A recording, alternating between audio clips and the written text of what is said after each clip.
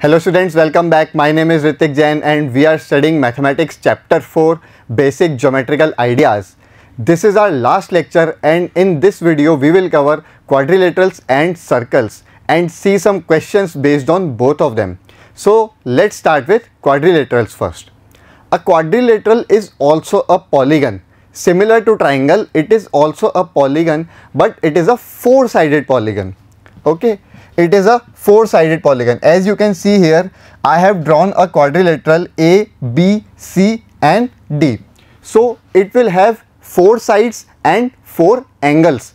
In this quadrilateral, if you ask me what are the four sides, then the four sides will be AB, BC, CD and DA. These are my four sides of this given quadrilateral. And what are the four angles? Four angles are angle A, angle B, angle C and angle D. This is my angle A, this is angle B, this is angle C and this is angle D. So a quadrilateral is a four-sided polygon. Now let's talk about naming. You all should be very familiar with the naming of quadrilaterals or polygons. Here we have two quadrilaterals given. So this is my quadrilateral PQRS. Yes, because name can start from any vertex and we can go either in anti-clockwise or in clockwise direction. So this name PQRS is correct. Yes, I can name it as PSRQ also if I go in the different direction. So both of the names will be correct. But if you see this quadrilateral is not PQRS, because if I start from P, then my name should be either PSQR if I go in this direction and PRQS if I go in this direction. So this is not a quadrilateral PQRS. Be very mindful of the naming of the quadrilaterals. Now we will talk about four things: adjacent sides, adjacent angles, opposite sides and opposite angles. First we will start with adjacent sides. So what are adjacent sides? I think you all should know. They are your just neighbor. They can be your left neighbor or your right neighbor. So if I want to write adjacent sides for AB, let's start with AB. Then my adjacent sides will be BC and AD. Yes. Then if I want to write for BC, this is my side BC. Then my adjacent sides will be CD or AB. Now if I want to write for CD, then my adjacent sides will be AD or BC, correct. Then lastly for AD, if I want to write, it will be AB or CD. So these are my pair of adjacent sides. Now what are adjacent angles? For angle A, if I want to write, adjacent angle will be angle B and angle D. It's just neighbors. Then for angle B, it will be angle C and angle A, correct. For angle C, if I want to write, it will be angle B and angle D. And lastly, if I want to write for angle D, then they will be angle A and angle C. So these were my adjacent angles. Next is opposite sides. Now my opposite sides will be, if I talk about AB, then its opposite sides will be CD. So AB and CD are my opposite sides. Similarly, I have one more pair of opposite sides. It is BC and AD, correct. Next is opposite angles. Similarly, I can write opposite angles. For angle A, my opposite angle will be C. So angle A and angle C are opposite angles. Similarly, angle B and angle D are my opposite angles. Okay, we have talked about four things: adjacent sides, adjacent angles, opposite sides and opposite angles. Now let's see some questions. Draw a rough sketch of the quadrilateral PQRS. Draw its diagonals. Name them. Is the meeting point of the diagonals in the interior or exterior of the quadrilateral? तो सबसे पहले हमको एक quadrilateral PQRS बनाना है, फिर हमको उसकी diagonals बनानी है और ये देखना है कि उनका meeting point उस quadrilateral के interior में है या फिर exterior में। तो देखते हैं। सबसे पहले हम एक quadrilateral बनाएंगे, उसकी नेमिंग करेंगे PQRS. Suppose this is our quadrilateral. We will name it as PQRS. Now we have to draw its diagonals. अब diagonals कैसे बनती हैं? Opposite vertices को join करने से. So I will join P with R and S with Q. So these are my two diagonals. What are my diagonals? PR and QS. And their meeting point is this one. Let's name it as M. Is the meeting point in its interior or exterior? तो हम यहाँ देख सकते हैं कि point M उनका meeting point quadrilateral के interior में है।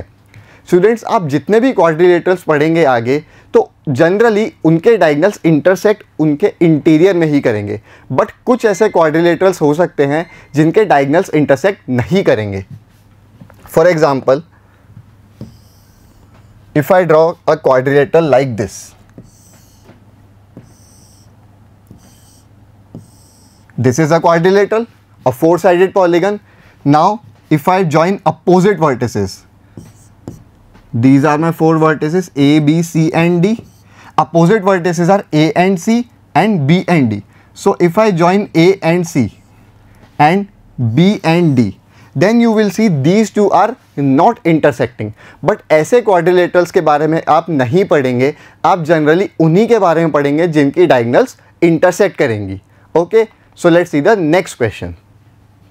Draw a rough sketch of the quadrilateral KLMN and we have to answer these questions. हमको एक quadrilateral बनाना है KLMN और ये answers बताने हैं।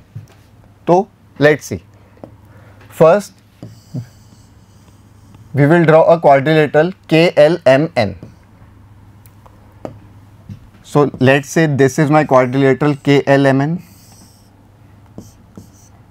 KL, M and N. So first I have to name two pairs of opposite sides. I think you all can answer with me.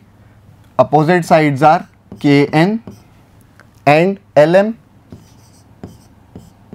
These two are my opposite sides. This is one pair. Then KL and MN. KL and MN. This is my other pair of opposite sides. Next is two pairs of opposite angles. Okay. So one pair can be angle K and angle M. And other pair will be angle L and angle N. So angle L and angle N. Next is two pairs of adjacent sides. So we have to name two pairs of adjacent sides. We can name them KL and LM, one pair. KL and LM is one pair. And NM and KN is also one pair. NM and KN. The last one is two pairs of adjacent angles. So K and L are adjacent angles, angle K and angle L. Similarly, angle N and angle M. These are my adjacent angles. Okay, so this completes our exercise for quadrilaterals. Now let's start with circles. Now what is a circle? A circle is a simple closed figure which is not a polygon. Circle एक polygon नहीं है, मतलब वो line segment से नहीं बना है, वो एक सिंपल क्लोज फिगर है, बट उसकी कुछ स्पेशल प्रॉपर्टीज़ हैं। तो क्या ये एक सर्कल है? नहीं, ये एक सिंपल क्लोज फिगर है बट ये एक सर्कल नहीं है। कुछ स्पेशल प्रॉपर्टीज़ हैं, अगर कोई फिगर उन प्रॉपर्टीज़ को फॉलो करेगा तभी हम उसको सर्कल कहेंगे। आपने डेली लाइफ में काफ़ी सारे ऑब्जेक्ट्स देखे होंगे जो सर्कुलर शेप में होते हैं। It can be your bangle, it can be your bicycle tyres, or it can be your wall clock which is in round shape. All these are my circles. अब बनाते कैसे हैं? Let's say कि आपके पास दो पेन्स हैं, या फिर 2 स्टिक्स हैं कुछ इस तरह। अगर मैं इन दोनों स्टिक्स को आपस में एक स्ट्रिंग से या थ्रेड से टाई कर दूं, मतलब बांध दूं, और एक पॉइंट को फिक्स करके मैं दूसरे पेन को इसके चारों तरफ घुमा के जो फिगर बनाऊंगा उसको मैं कहूँगा एक सर्कल। तो कैसे बनाते हैं अभी देखते हैं।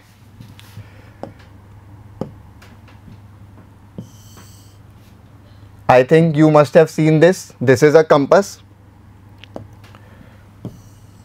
So if I take this compass,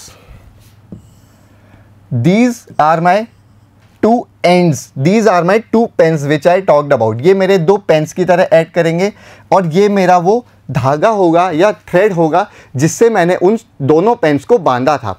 तो अगर मैं इस पॉइंट को फिक्स करके, इस वाले पॉइंट को फिक्स करके दूसरे पॉइंट को मैं सर्कुलर शेप में टर्न कर दूं कुछ इस तरह, तो मुझे एक सर्कल मिलेगा।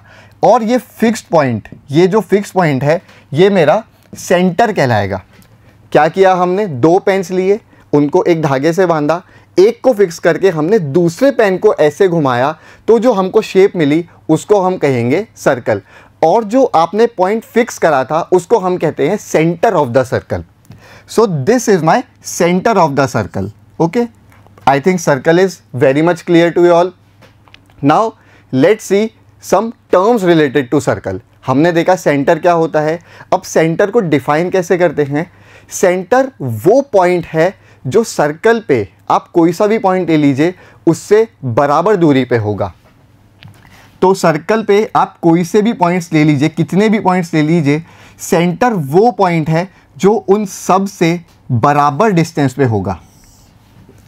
ठीक है, तो अब सेंटर की बात आई, तो अब यहाँ पे कुछ पॉइंट्स दिख रहे होंगे आपको, point A, P, B and M। तो सेंटर C मेरा A से भी, P से, B से और M से बराबर दूरी पे होगा। इसको हम कहते हैं centre of the circle. Next is radius. अब रेडियस क्या है, रेडियस वो लाइन सेगमेंट है जो सेंटर को ज्वाइन करती है सर्कल पे किसी भी एक पॉइंट से।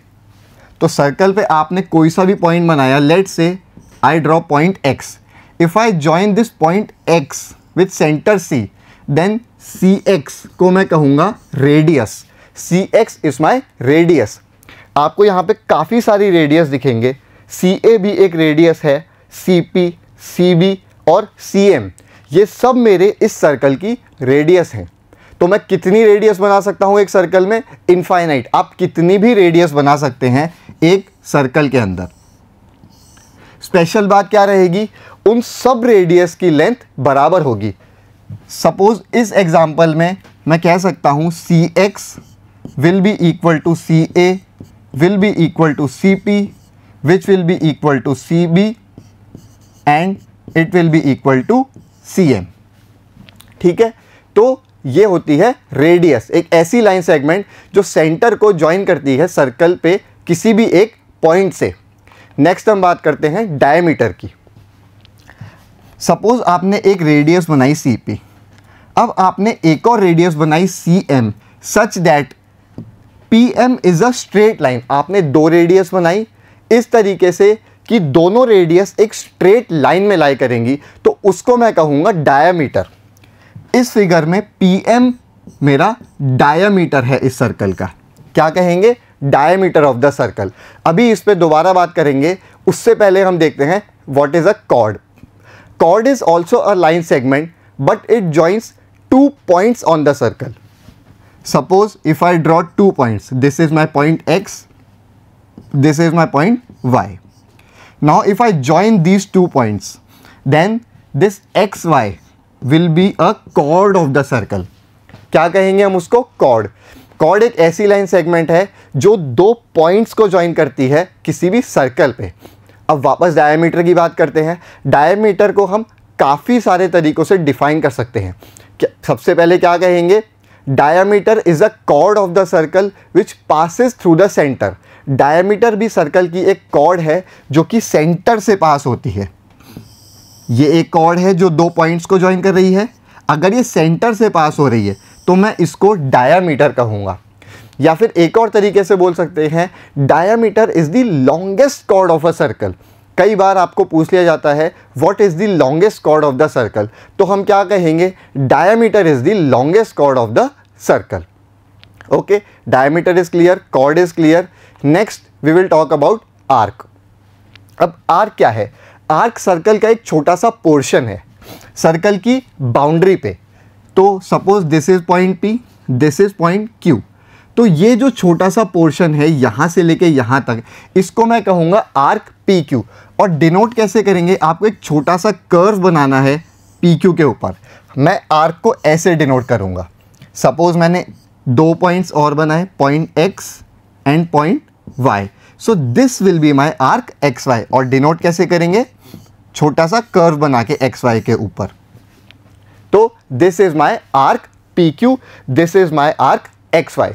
अब बात करते हैं सेक्टर और सेगमेंट की. हमने आर्क पढ़ा, अब सेक्टर और सेगमेंट क्या है उससे पहले हम देखेंगे स्टूडेंट्स, रेडियस का प्लूरल होता है रेडियाई. जब भी आप मल्टीपल रेडियस की बात करेंगे तो हम रेडियाई वर्ड का यूज़ करेंगे. It is a plural for the word radius. अब सेक्टर की बात करते हैं. सेक्टर क्या है? A sector is a portion in the interior of the circle. Circle के इंटीरियर में एक पोर्शन है which is enclose by an arc on the one side and a pair of radii on the other side. मतलब एक तरफ तो वो arc से इनक्लोज होगा और दूसरी तरफ वो 2 रेडियस से इनक्लोज होगा. Suppose this is my point P, this is my point Q. तो सेक्टर क्या है, एक तरफ तो वो आर्क से इनक्लोज होगा, दूसरी तरफ वो 2 रेडियस से इनक्लोज होगा. तो this is my sector PQC. Okay, this is called a sector. Next we will talk about segment. Segment sector जैसा ही है, फ़र्क इतना है कि एक तरफ तो वो आर्क से ही इनक्लोज होता है बिल्कुल सेक्टर की तरह, बट दूसरी तरफ वो एक कॉर्ड से इनक्लोज होता है. सेक्टर में क्या था, हम 2 रेडियस से इनक्लोज करते थे, बट सेगमेंट में हम एक कॉर्ड से इनक्लोज करेंगे. Suppose this is point X, this is point Y. So this is my segment XY. एक तरफ तो हमने आर्क से इनक्लोज किया, दूसरी तरफ हमने कॉर्ड XY से इसको इनक्लोज किया है, तो इसको हम कहेंगे एक segment. A region in the interior of the circle enclose by a chord and arc is called the segment of the circle. अब दोनों में अगर मैं डिफरेंस देखना चाहूं सेक्टर और सेगमेंट में, तो अगर ये मेरा, मैं यहाँ पे 2 सर्कल्स बनाऊं, let's say these are my 2 circles,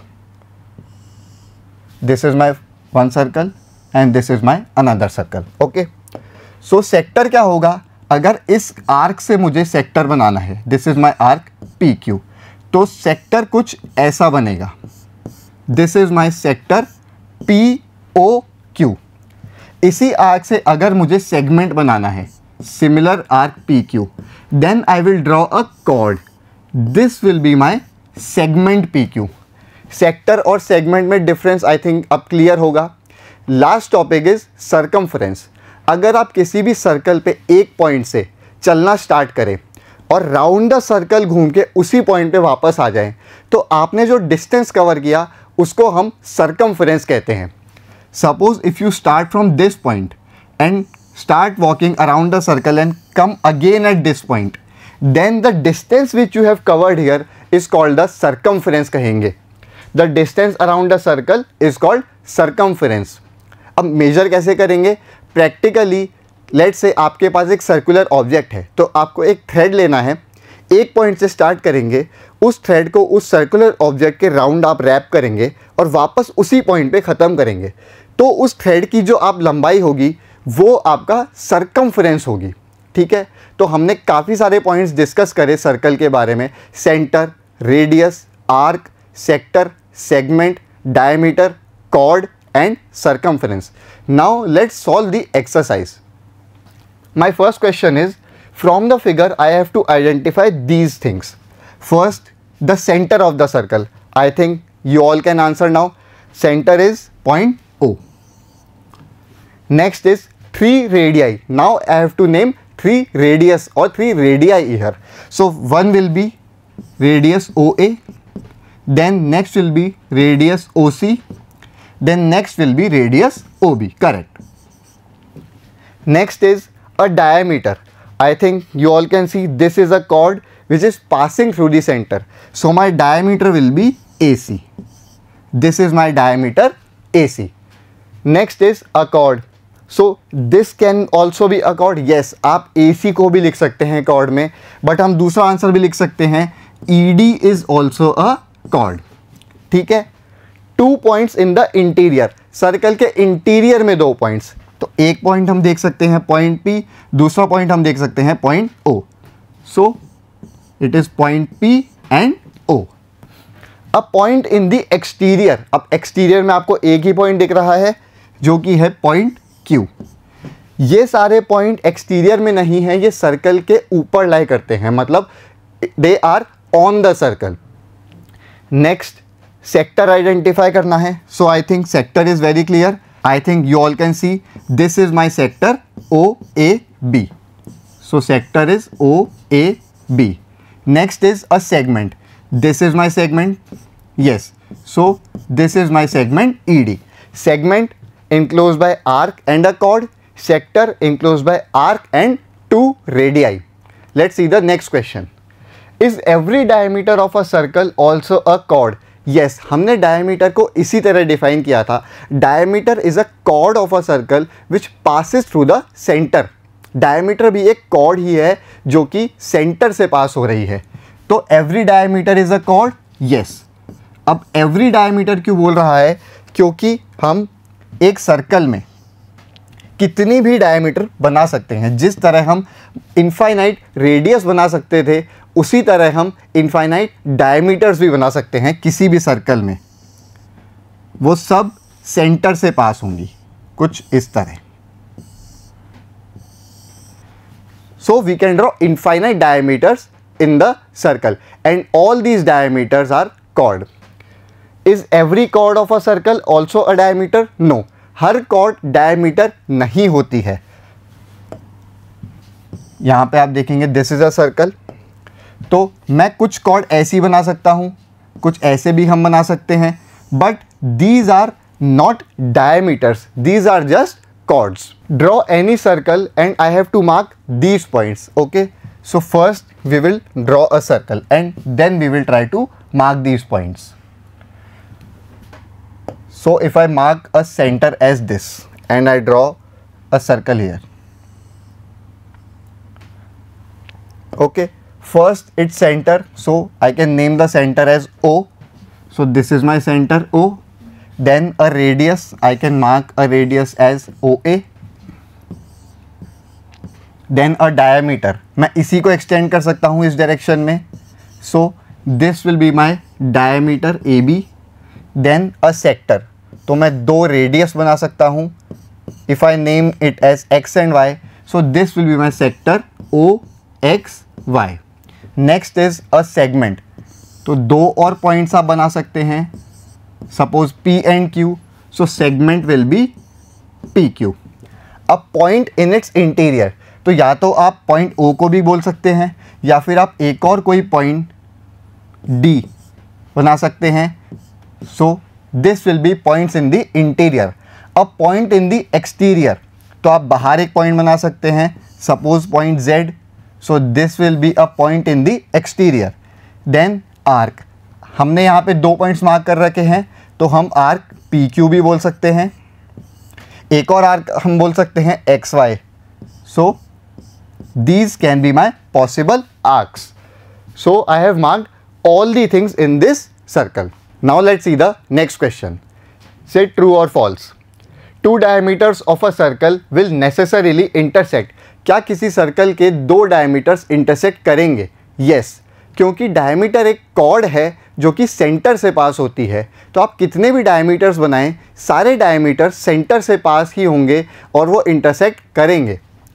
suppose यहाँ पे एक रफ डायग्राम अगर मैं बनाऊँ, तो मैं कितने भी डायमीटर्स बनाऊँ, वो सब सेंटर से पास होंगे और सब इंटरसेक्ट करेंगे. So this is true. Next is the centre of a circle is always in its interior. Obviously yes, किसी भी सर्कल का सेंटर उसके इंटीरियर में ही लाई करता है. तो this is also true. So with this question we have finished this exercise for circles and we have completed our chapter also. In the next video, we will be starting with the next chapter.